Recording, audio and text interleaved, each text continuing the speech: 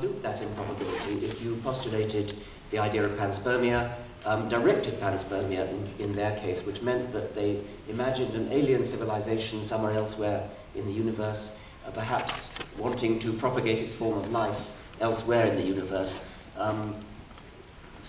salting the nose cone of a rocket with presumably bacterial life and sending it off into space in the hopes of crash land somewhere and seed the new planet. I don't believe they ever really believed that, but it was an interesting idea to put forward as just a very, very faint possibility that could not actually be ruled out.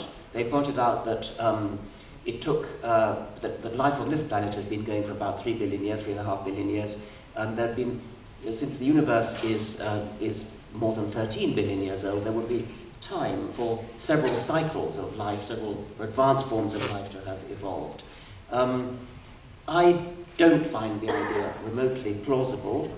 There's an amusing story about that, which was that I was being interviewed by a deeply unpleasant man called Ben Stein,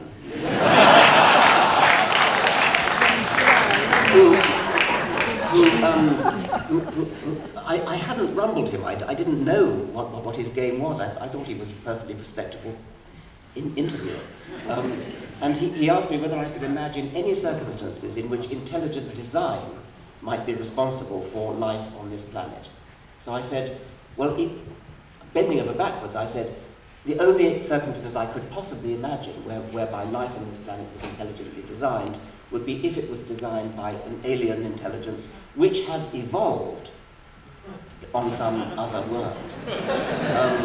And I mentioned the Orgel-Crick hypothesis of directed panspermia as the best approach, the best hope that I could give to anybody who wanted to suggest that life on this planet had been intelligently designed.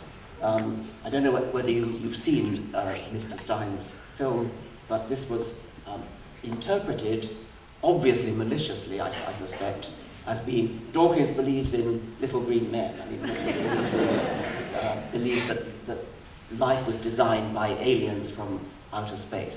Needless to say, I was saying almost the exact opposite. I was saying that's the best hope for intelligent design, and it's a very, very improbable hope.